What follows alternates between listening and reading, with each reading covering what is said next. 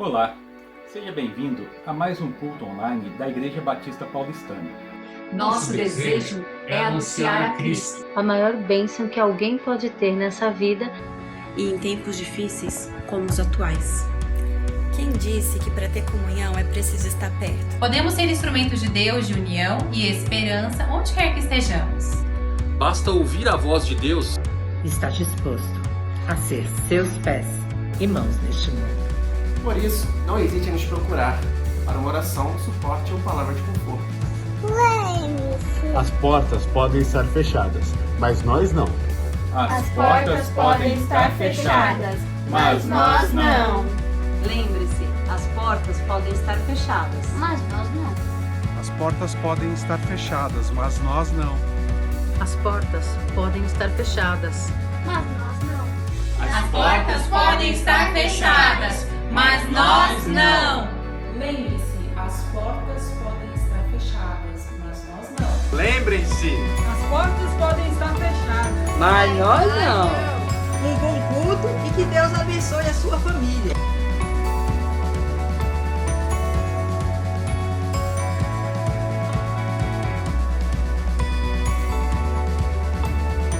Lembre-se, as portas podem estar fechadas, mas nós não. Bom culto. Que Deus abençoe sua família.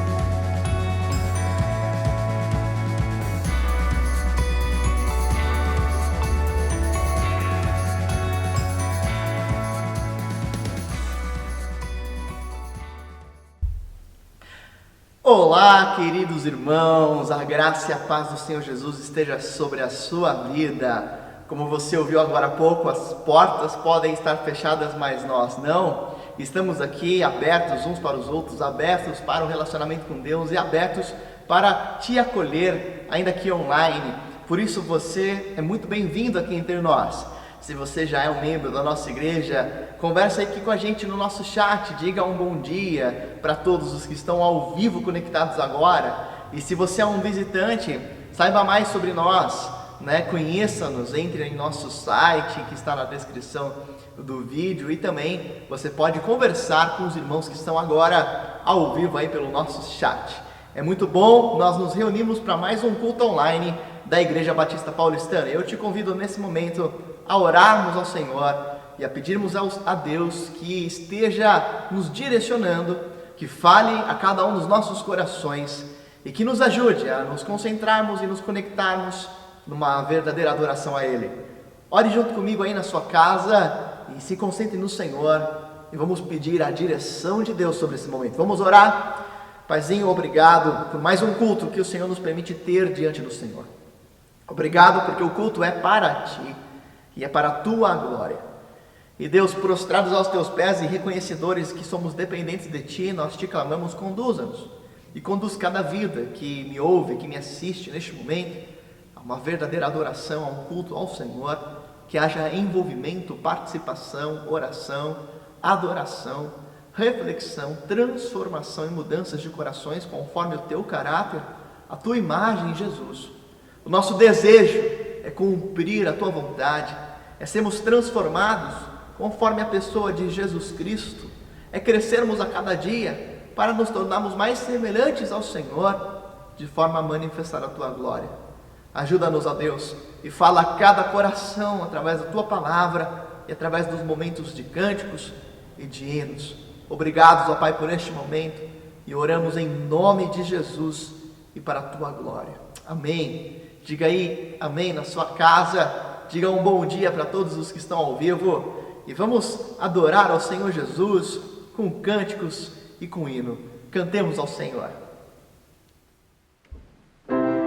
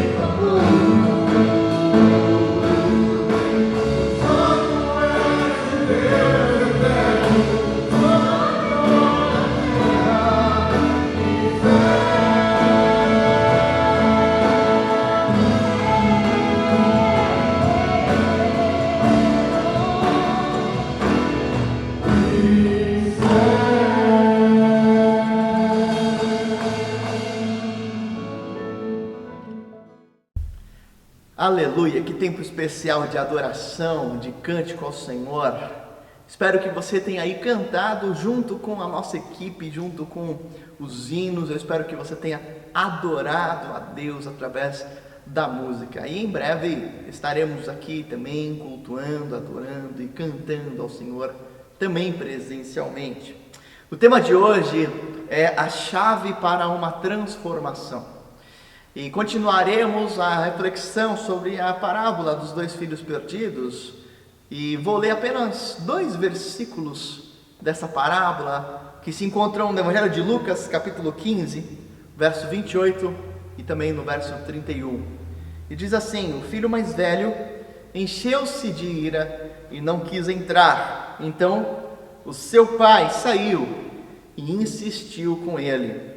E eu li esse trecho porque nós vemos a postura do pai de insistir em amor, em persistência, de uma forma contínua, para que aquele filho mais velho se sentisse amado.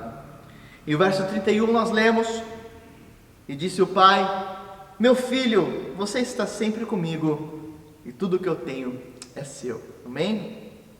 Até agora nós já refletimos sobre alguns caminhos e posturas que deliberadamente nos afastam do verdadeiro Evangelho, que nos afastam de Deus, que nos afastam do conhecimento real da proposta de Jesus sobre nós. E quais são esses caminhos que nos afastam? Sem dúvida que um caminho que Jesus deixa explícito como uma das formas de nos afastarmos de Deus é o caminho da vanglória, do orgulho, da autopromoção. É o caminho de um coração altivo. Mas Jesus, ele demonstra para nós que no seu evangelho e na sua proposta não há uma divisão entre certos e errados, como nós vivemos na nossa sociedade atual. Diante de Deus e no reino de Deus, todos estão errados. E o reconhecimento de que todos estamos errados é um primeiro caminho para trilharmos sobre o Evangelho da Graça. Porque se eu entendo que todos nós estamos errados, eu também preciso perceber que ao mesmo tempo todos são amados. Tanto aqueles que são representados pelo irmão mais velho, como os representados pelo irmão mais novo, tanto os religiosos como os sem religião, todos estão errados e todos são amados. E todos, cada um de nós é convidado pelo Evangelho de Jesus a ter uma transformação do coração. Jesus não se colocou a favor dos pecadores e publicanos e contra os fariseus e mestres da lei. Mas definitivamente Jesus, ele se opõe contra a atitude de orgulho do coração. Pessoas religiosas, pessoas inseguras, pessoas moralistas, são essas pessoas que vivem afastadas da presença de Deus, justamente pela atitude de orgulho do coração.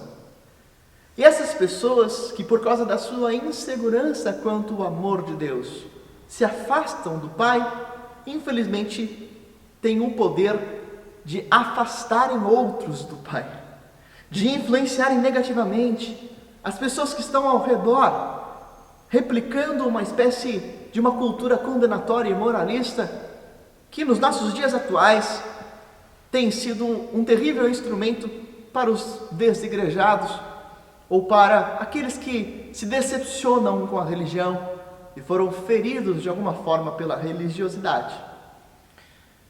Já vimos então que todos esses caminhos nos afastam do verdadeiro Evangelho. Mas qual será o caminho para nos levar a um relacionamento mais pleno, profundo com Deus? Qual é o caminho para entendermos e para nos aproximarmos da proposta da graça e do Evangelho de Jesus?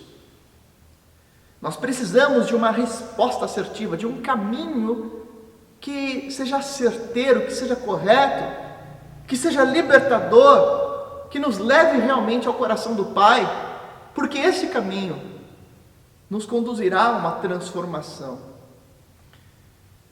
O que será que o Pai realmente deseja de nós? E o que Jesus propôs para cada um de nós com relação ao desejo de Deus. Qual seria o caminho que nos conduz para mais perto de Jesus, que nos conduz para vivermos o verdadeiro Evangelho? O que será que a mensagem da graça tem a nos ensinar acerca do nosso relacionamento com Deus? E mais do que isso, ou junto a tudo isso, o que nós precisamos fazer para eliminarmos de vez o mal do irmão mais velho que há dentro de nós? O que nós precisamos fazer para assim prosseguirmos num relacionamento saudável com Deus e consequentemente com o nosso próximo? Talvez você esteja se perguntando o que eu devo fazer, mas eu já adianto aos irmãos que mais do que fazer, é preciso uma mudança do meu desejar. E isso só é possível quando o âmago do meu ser é transformado. Isso inclui uma transformação do coração, da minha disposição e das minhas motivações. Definitivamente, o que Jesus nos ensina é que a chave para uma transformação está no amor constante e incondicional de Deus. O amor constante e incondicional do Pai é a chave para a transformação de corações através de um verdadeiro arrependimento. E é sobre isso que conversaremos hoje. O primeiro caminho que nos leva para a chave da transformação é compreendermos esse amor. Que amor é esse? Incondicional. Chega a ser incompreensível. Chega a ser insano ou louco. O que é preciso para nos libertarmos de toda essa insegurança que gera sentimentos de superioridade falsos e religiosidade? A primeira coisa que a gente precisa é o amor acolhedor de Deus. Amém? O que eu e você, o que nós precisamos é do amor acolhedor do Pai. Porque esse amor, de fato, rompe com as nossas cadeias pessoais. O filho mais velho, ele não recebeu uma repreensão do pai quando ele fica raivoso. Pelo contrário, nós lemos no texto bíblico que o pai não o repreende, mas ele vai até ele e conversa com aquele filho. E ele fala: filho, tudo que eu tenho também é teu. Filho, vem participar do banquete com a gente, vem festejar com a gente. E prestando atenção nesse texto, isso me chamou muita atenção, porque na representação do amor de Deus, a gente vê que Jesus ofereceu o seu amor a todos os públicos, inclusive para aqueles que o condenariam. Jesus está falando para os fariseus, está propondo para os fariseus uma alternativa de se sentirem amados. Esses fariseus, religiosos e mestres da lei, seriam os mesmos que o condenariam à morte por crucificação. Mas Jesus também ama os religiosos, assim como ele amou e ama os irreligiosos, ou os libertinos, ou os que não se apegam a nenhum tipo de religiosidade. O que me impressiona muito e que eu preciso aprender em primeiro lugar é que Deus ama tanto os distantes da religião como os de coração duro que estão dentro da religião. Jesus ama pessoas que foram absorvidas por uma cultura religiosa e os convida a se sentirem amados. Jesus não foi orgulhoso com os orgulhosos. E para mim isso é impactante, porque certamente a minha tendência humana e carnal é ser mais nervoso com aqueles que são religiosos. Mas a beleza do Evangelho e a beleza da multiforme graça de Deus é que ela se manifesta de maneiras diferentes, com pessoas diferentes. Ainda que pelo mesmo princípio e pela mesma pessoa, Jesus Cristo, a graça de Deus, ela vai ao encontro de cada um de nós se tornando eficiente e efetiva de múltiplas formas. Jamais encontraremos Deus sem que Ele nos encontre primeiro, mas Ele pode nos encontrar de formas diferentes. A própria consciência e o próprio reconhecimento de que nós estamos perdidos, se você começou a ter essa compreensão de que você está perdido em si mesmo e nos próprios pecados e nos próprios esforços, essa consciência, ela é uma resposta da ação do Espírito Santo. É um sinal de que o Espírito de Deus está agindo aí na sua vida, está te convencendo do pecado, da justiça e do juízo. Mas este agir de Deus acontece de formas diferentes em cada um de nós. Às vezes é por uma exortação bíblica, às vezes é ouvindo uma mensagem, às vezes é lendo um texto, às vezes é conversando com uma outra pessoa, às vezes é ouvindo uma pregação, às vezes é lendo a Bíblia sozinho, às vezes é por uma enfermidade, por uma dificuldade, por uma doença, por uma luta, por um sofrimento. Mas a graça de Deus se faz real e se faz poderosa ao nos convencer de que todos precisamos de um Senhor que nos salve, que é Jesus Cristo. Ainda assim, concordo com C.S. Lewis quando ele escreve em seu livro O Problema do Sofrimento, que Deus sussurra em nossos prazeres, na nossa conversa e por meio da nossa consciência, mas grita por meio do sofrimento. Porque o sofrimento é o megafone de Deus para despertar um mundo surdo. É possível que muitos de nós jamais venhamos a ouvir a Deus se não for pela dor. E o nosso desafio atual é agirmos em compaixão e identificação. Agimos com identificação por aqueles que ainda estão presos na religião e que ainda estão presos nas suas inseguranças e que por isso se consideram mais importantes do que os outros. Agimos com compaixão porque eles ainda não compreenderam sob o megafone de Deus a graça. Esse é um desafio para mim. É um desafio para aqueles que ainda estão no caminho de compreender a graça sobre todos e a pecaminosidade de todos e por isso ainda olham com desdém quem não é como ele, quem não pensa como ele, quem não vai na igreja como ele. O que me impacta em estudar essa passagem, em ver a postura do Pai aqui, é que não foi o arrependimento daqueles irmãos ou do irmão mais novo que causou o amor do Pai, foi o contrário, foi o amor do Pai que dá espaço para o arrependimento, porque o Pai amou primeiro. E se o Pai não tivesse te amado, você jamais teria compreendido a graça. O amor constante e incondicional de Deus produz arrependimento e transformação nos corações.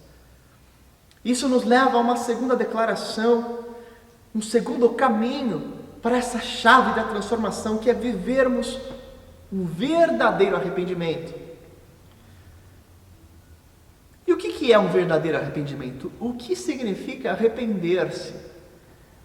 Se você é membro da nossa igreja há muitos anos, ou se você já é cristão há mais tempo, você tem uma resposta pronta. Talvez você até esteja respondendo aí para si mesmo ou para alguém, arrepender-se é tal. E há muitas definições bíblicas, que você poderia dar para o que significa um arrependimento. Mas Jesus propõe aqui uma verdade, um conceito profundo sobre o que é o arrependimento que o Pai espera ou procura. Os fariseus, que é a representação do irmão mais velho, eles tinham alguma consciência de pecado quando eles feriam uma das leis, ou quando eles faziam algo que consideravam imoral. E quando os fariseus pecavam, eles demonstravam arrependimento. Às vezes eles faziam jejuns, às vezes eles faziam várias orações, às vezes eles se vestiam de pano de saco, às vezes eles faziam votos, raspavam o cabelo ou não raspavam o cabelo. Às vezes eles faziam punições sobre o próprio corpo para demonstrar que estavam arrependidos. Veja, eles estavam demonstrando arrependimento.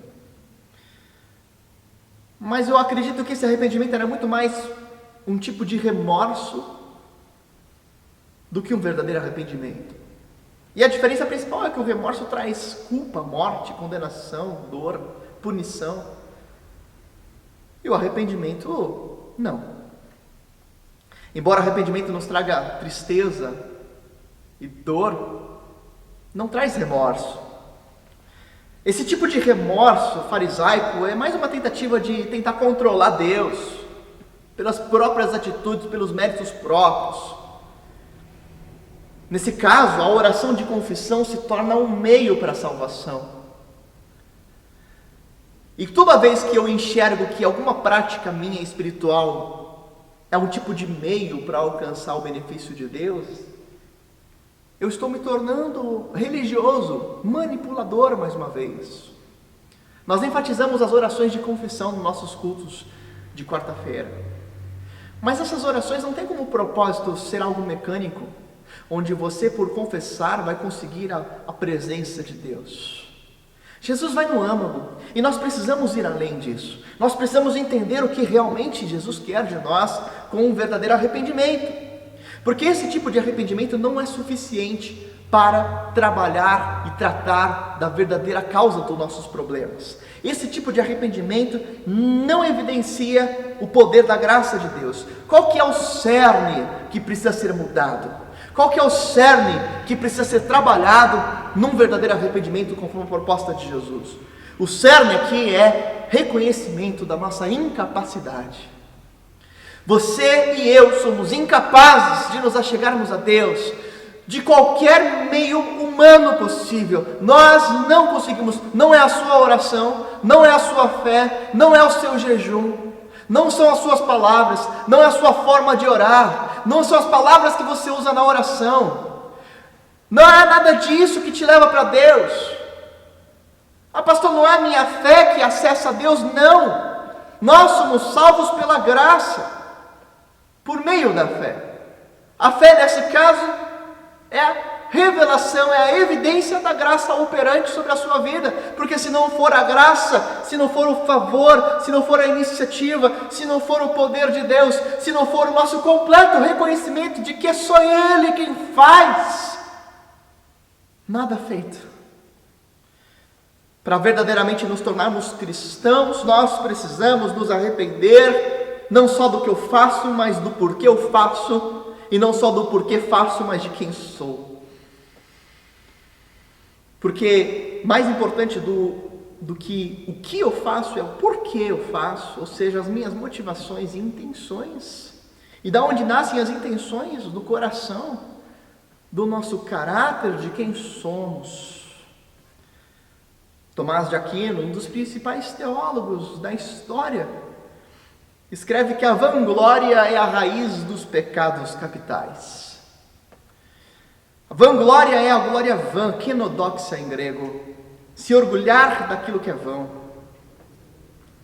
E ele diz que a verdade é que nós não temos permanência, substância ou consistência, e por isso toda vez que nós nos gloriamos, é porque nós estamos nos vangloriando daquilo que nós não somos e nem temos. Não temos permanência porque nós não viveremos para sempre, a nossa existência é limitada. Não temos substância porque nós derivamos de alguém, dos nossos pais e de Deus. E nós não temos consistência porque nós não conseguimos honrar as nossas próprias pretensões humanas.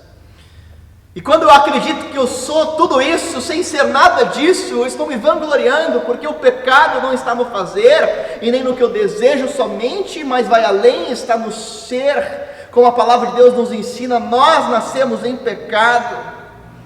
O pecado é achar que somos algo que não somos, é acreditar que somos autoexistentes, autopermanentes e totalmente independentes de Deus. E aqui está a raiz do pecado. É disso que nós precisamos nos arrepender, desse desejo de independência de Deus, desse desejo de nós falarmos para Deus o que queremos, desse desejo de querer mostrar para Deus como é que tem que ser, e de querer mostrar para os outros como é que tem esquecer desse desejo de não precisar de nos prostrarmos diante do Pai.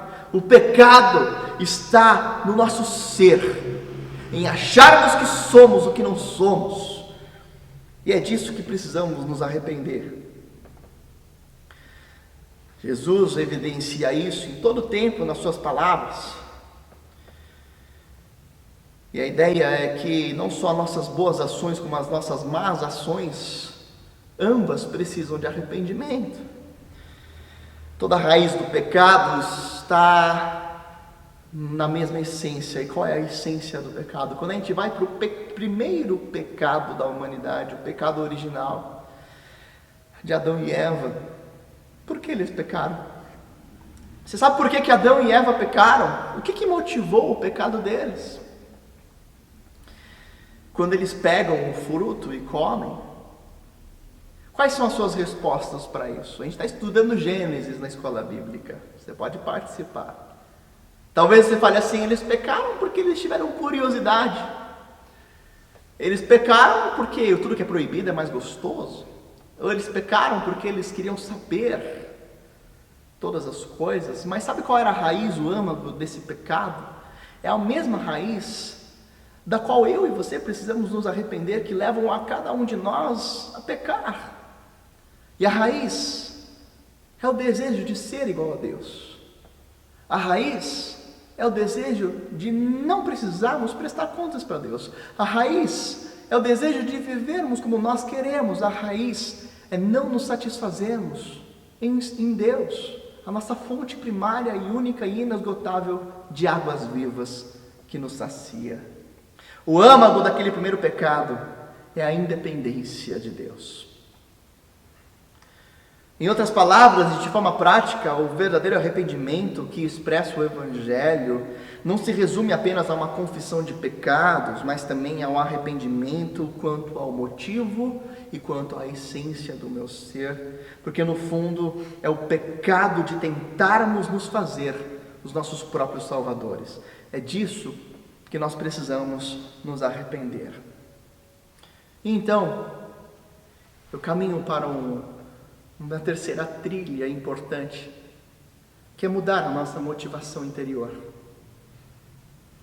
E essa motivação é a motivação que sai do medo e da raiva e da insegurança para o amor, para o prazer e para a alegria. Mas como sair daqui para lá? Como sair do medo para a alegria? Como sair da insegurança para o prazer? Como sair da tristeza para a gratidão? O caminho para isso é sempre nos lembrarmos e é termos em mente a consciência do preço que foi pago. Do preço que foi pago para que tivéssemos acesso à graça. Como eu disse nas mensagens anteriores, a graça é gratuita, mas custou muito caro. E o fato de que eu e você jamais poderemos pagar por esta graça não significa que ela tenha sido barata. E um detalhe importante, ao analisarmos esta parábola, é que, diferentemente das outras duas passagens paralelas que Jesus conta, ligadas a esta parábola, ele fala sobre a ovelha perdida, e ele fala sobre a moeda que se perde. E nessas duas parábolas, o pastor sai atrás da ovelha e a busca. E na moeda perdida, a mulher varre o chão e revira tudo para achar a moeda perdida. Você tem uma ação ativa de alguém, de uma personagem buscando, se dedicando, pagando um preço para encontrar o que estava perdido.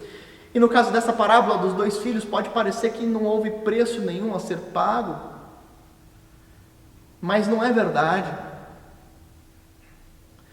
A verdade é que, quando aquele irmão mais novo volta, um preço dispendioso tinha sido gasto, porque a herança já tinha sido dividida, já tinha sido compartilhada, distribuída, e então aquela parte do filho mais novo já não existia mais, e a herança agora tinha sido diluída.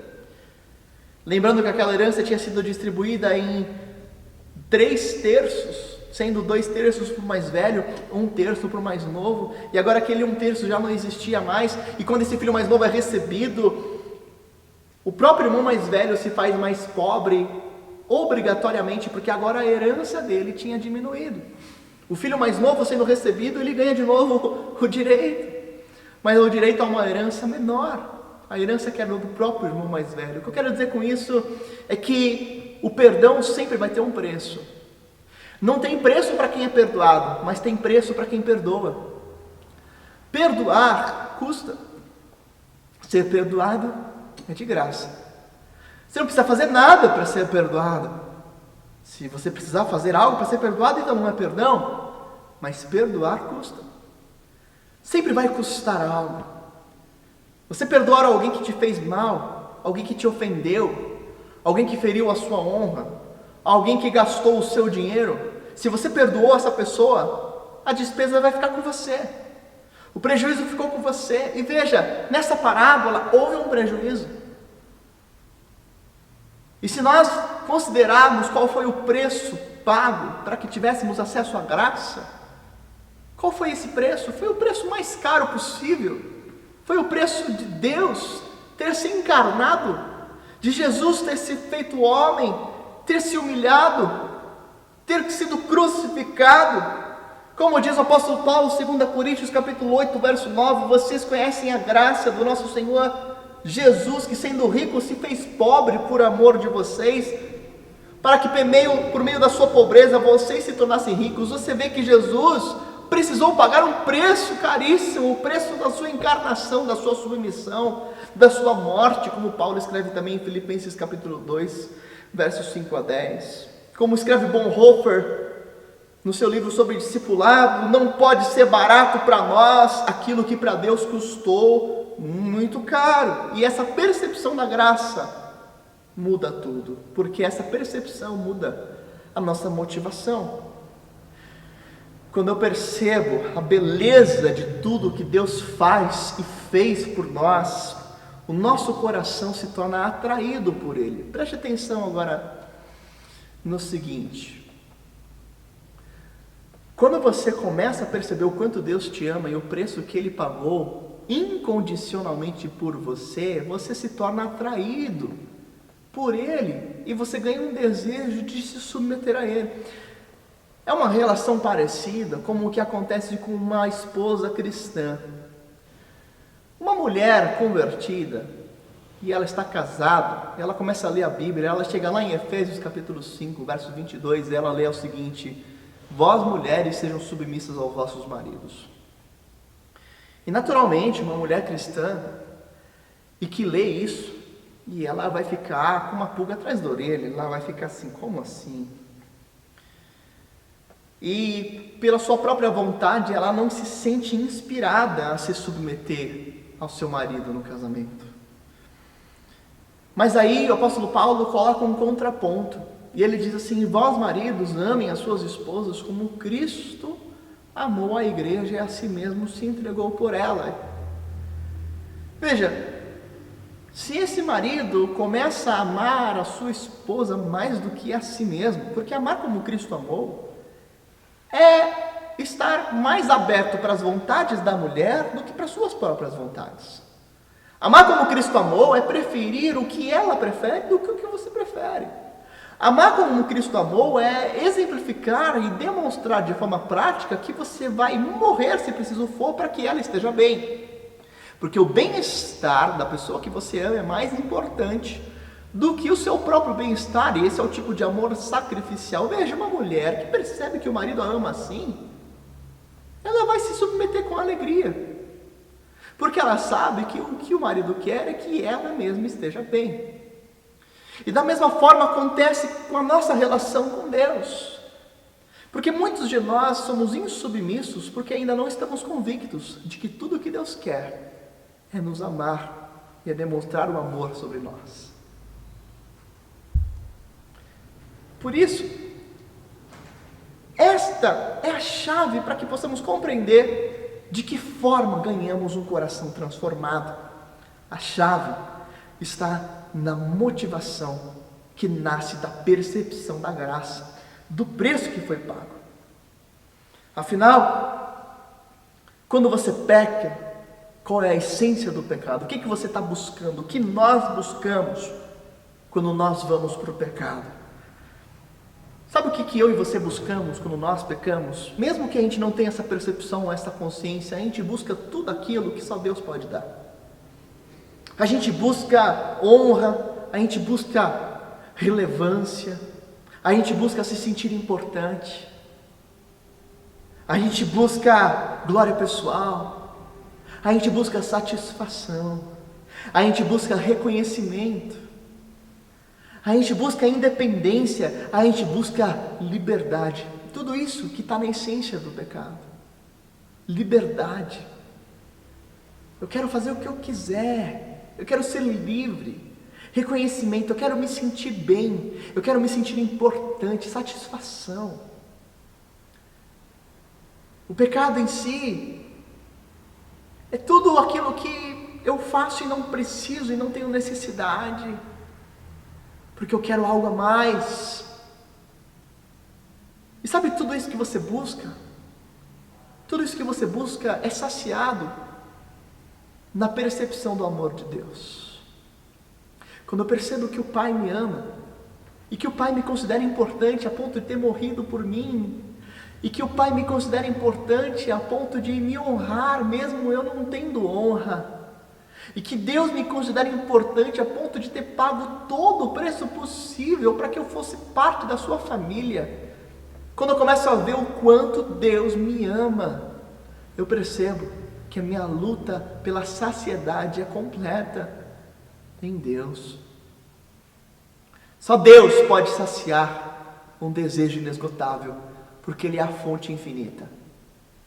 Rios de águas vivas fluirão, diz o Senhor Jesus para a mulher samaritana, daquele que beber da água que Ele der. Fonte de águas vivas é o nosso Senhor Jesus. Nós encontramos em Deus a cura no âmago para todos os sintomas que nos fazem nos afastar dEle. Todos os sintomas que te afastam de Deus têm a raiz na mesma essência, e esta essência é suprida na percepção, na reafirmação, na convicção do amor de Deus por cada um de nós. Por isso eu quero dizer a você que a chave para a mudança está em nos deleitarmos no amor de Deus. Em Deus nós temos tudo aquilo que tanto lutamos para ter. Em Deus nós temos tudo aquilo que nós tanto desejamos, numa proposta de liberdade, de autonomia. Declare hoje que você é completamente dependente do Pai. Declare hoje que você reconhece que você descansa nesse amor incondicional. Eu quero orar com você, a fim de que possamos prosseguir neste caminho. Oremos ao Senhor. Pai, obrigado. E oramos a Deus em nome de Jesus, te agradecendo pelo amor que foi expresso pelo Senhor Jesus Cristo. Não há amor igual. Obrigado, Deus, porque em Ti somos supridos e amados, e é em Ti que nós queremos permanecer. E eu oro por cada um que ouve agora a minha oração, e que ora junto comigo, pedindo e suplicando em nome de Jesus, para que o Senhor conceda a cada uma destas pessoas uma convicção profunda, uma certeza inabalável do Teu amor, e que nada nos separa do Teu amor que está em Jesus Cristo. Eu oro, meu Pai, para que nesta convicção sejamos renovados na motivação para a mudança que nos é necessária. E se nós cairmos, que nós possamos ser relembrados pelo Teu Espírito Santo do Teu amor, do preço que foi pago, do Teu perdão, e que assim possamos crescer de glória em glória na semelhança de Jesus Cristo e inspirar nos outros a Te amarem. Pai, queremos caminhar sobre essa trilha prazerosa do Teu amor, e livra-nos da religiosidade sufocante ou da libertinagem que quer a autonomia de Deus. Oramos em nome de Jesus. Amém. Diga aí amém. Glórias a Deus, né? Não seja independente, seja dependente do Pai. Amém? A gente vai continuar conversando sobre esses assuntos nos nossos pequenos grupos multiplicadores. E se você tem um desejo de participar, de frequentar ou de se envolver com a nossa comunidade de fé, entre em contato com um dos líderes. Nós disponibilizamos o nosso número. É só você enviar uma mensagem falando: quero participar de um PGM. Você vai entrar em ibpaulistana.com.br/líderespg e enviar uma mensagem. Teremos reuniões online nessa semana. A gente vai conversar sobre tudo isso e vamos orar juntos. Talvez você seja membro da nossa igreja e tenha o desejo de participar. Participe com a gente. A gente vai fazer uma experiência de PGMs no sábado, no dia 19 de setembro. E você é o meu convidado para estarmos juntos nessa data. E temos uma experiência conjunta de um pequeno grupo multiplicador. Compartilharmos uns com os outros, conversarmos, orarmos uns com os outros. Vai ser um tempo especial, dia 19 às 19h30, online, pelo Zoom. Continue a fazer as suas doações para o nosso bazar, porque ele ajuda a comunidade ao redor e ele também abençoa muito a obra missionária. Eu quero agradecer a todos os que doaram e participaram da festa da colheita e a todos os que continuam a ofertar para os nossos projetos. O nosso teto já está aí quase pronto, para a glória de Deus. E agora prosseguimos na aquisição de equipamentos para o nosso projeto de transmissão online com excelência. O equipamento que nós usamos, ele é emprestado. E depois é feita uma edição. São horas dedicadas para isso. Agradecemos a todos os voluntários da nossa equipe de comunicação. Que Deus os renove, os fortaleça. Mas quando nós retornarmos aos cultos presenciais, ao vivo, queremos ter uma transmissão online de alta qualidade, melhor do que era antes. E para isso a gente precisa de novos equipamentos. Por isso, se você puder, coopere, nos ajude com esta obra. Faça uma oferta em nossa conta bancária que está aparecendo aí na sua tela, na agência 496 do Banco Bradesco. E você pode fazer uma transferência, uma oferta, um depósito, uma contribuição para este projeto específico. Se você desejar, você envia um e-mail para tesouraria@ibpaulistana.com.br para a identificação e para falar o destino da sua oferta. Continue a cooperar, continue a sustentar a obra de Deus e a obra missionária. O Senhor tem sido fiel e eu louvo o nome do Senhor pela sua vida. Participe também dos nossos cultos de oração, toda quarta-feira, às 20 horas ao vivo, pelo Facebook da igreja, facebook.com/ibpaulistana. Curta a nossa página no Facebook e acompanhe todas as nossas divulgações. Se você não quiser perder nada, se você quiser saber quando que nós vamos voltar ao culto presencial, siga-nos nas nossas redes sociais que estão aparecendo aí na sua tela. Nosso Instagram, nosso Facebook. Esteja aí sempre nos acompanhando para que você não perca nenhuma informação e nenhuma notícia importante que seguirá aí nas próximas semanas. Continue em oração pelas nossas vidas, pela nossa igreja. E eu quero já parabenizar a todos os aniversariantes desta semana. Nós publicaremos aí no boletim desta semana e também no nosso chat ao vivo aí da nossa igreja. Parabéns a todos os irmãos e Deus os abençoe muito. Vamos orar ao Senhor? Ore aí comigo para que o Senhor seja honrado. Pai, muito obrigado pela tua presença. E que a graça do Senhor Jesus, o amor de Deus o Pai e a comunhão com o Espírito Santo sejam com todos nós e com todo o povo de Deus espalhado pela terra, agora e para todos sempre, em nome de Jesus. Diga aí, amém, amém e amém. Deus abençoe a sua vida.